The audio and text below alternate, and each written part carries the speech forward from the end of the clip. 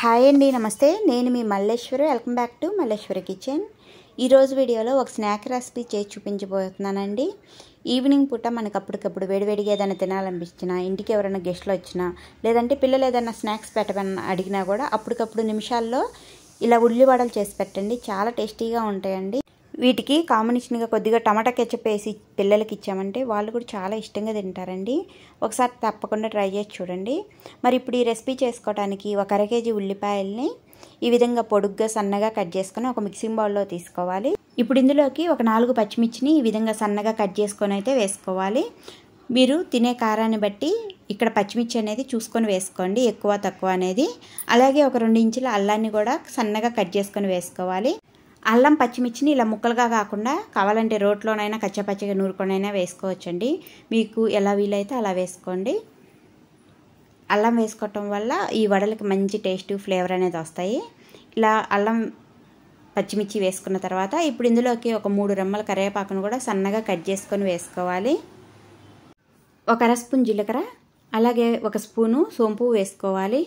ఇలా సోంపు వేసుకోవటం వల్ల డైజెషన్ ప్రాబ్లం లేకుండా, గ్యాస్ ప్రాబ్లం లేకుండా బాగుండిద్ది. అదిగాక వడలకి మంచి ఫ్లేవర్ అనేది వచ్చిద్దండి ఇలా సోపు వేసుకోవటం వల్ల. ఇలా ఒక స్పూన్ వేసుకున్న తర్వాత ఇప్పుడు ఇందులోకి రుచికి సరిపోను సాల్ట్ వేసుకోవాలి.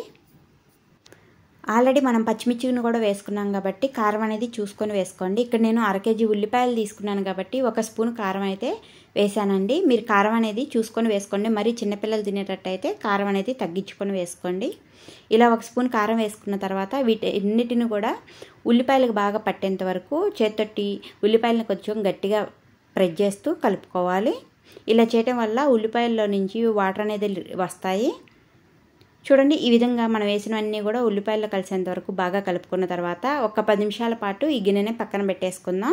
ఇలా చేయటం వల్ల ఉల్లిపాయల్లో నుంచి వాటర్ అనేది రిలీజ్ అయ్యి మనం ఇంకా పిండి వేసుకొని కలుపుకున్నప్పుడు వాటర్ ఏమీ అవసరం పడకుండా ఈ ఉల్లిపాయల్లోని తడే సరిపోయిద్ది అనమాట.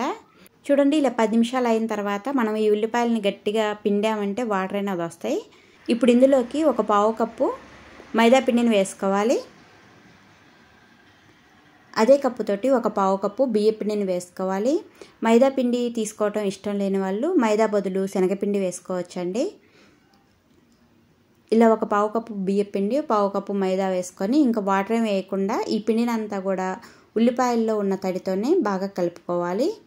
నేనైతే ఇక్కడ ఏమి వాటర్ యాడ్ చేయలేదండి. ఉల్లిపాయల్లోని తడే సరిపోయింది ఈ పిండి అంతా కలుపుకోవడానికి.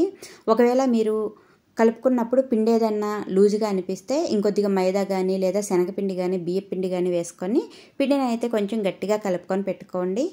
ఒకవేళ పిండి ఏదన్నా కలవకుండా పొడి పొడిగా ఉంటే 1-2 టేబుల్ స్పూన్లు వాటర్ వేసుకొని పిండిని అయితే వీడియోలో చూపిస్తున్నట్టు కొంచెం గట్టిగానే కలుపుకొని పెట్టుకోవాలి. పిండి ఏదన్నా కొద్దిగా లూజుగా అనిపించిందంటే వడలు సరిగా రావు, ఆయిల్ కూడా ఎక్కువ పీల్చేస్తాయండి. అందుకని ఈ విధంగా కొంచెం గట్టిగానే కలుపుకున్న తర్వాత చేతిని నీళ్ళ తడి చేసుకొని కావాల్సినంత ఈ వడపిండిని తీసుకొని అరచేతిలో వడలాగా ఒత్తేసుకొని ఆయిల్ బాగా వేడిగా ఉన్నప్పుడు వేసుకొని ఫ్లేమ్ని మీడియంలో పెట్టేసుకొని ఈ ఆయిల్లో ఎన్ని అయితే సరిపోతాయో అన్నీ వేసుకోవాలి. వేసిన వెంటనే గరిటె పెట్టి కదిలీకుండా ఒక అర నిమిషం పాటు ఫ్రై అయిన తర్వాత ఇప్పుడు 2 వైపులా తిప్పుకుంటూ మంచి కలర్ వచ్చేంత వరకు ఫ్రై చేసుకొని తీసేసుకోవాలి. మనకి ఈ ఉల్లిపాయలు కట్ చేసుకోవటమే కొంచెం టైం పట్టిద్ది. తర్వాత ప్రాసెస్ అంతా కూడా చాలా ఈజీగా చేసుకోవచ్చు అండి. అప్పటికప్పుడు నిమిషాల్లోనే ఈ వడలు అనేది ప్రిపేర్ చేసుకోవచ్చు. చూసారు కదా, చూడటానికి చాలా యమ్మీగా ఉన్నాయి కదండి. ఒకసారి మీరు కూడా తప్పకుండా ట్రై చేసి చూడండి. మరి ఈ వీడియో మీకు నచ్చినట్టయితే లైక్, షేర్, సబ్స్క్రైబ్ చేయండి.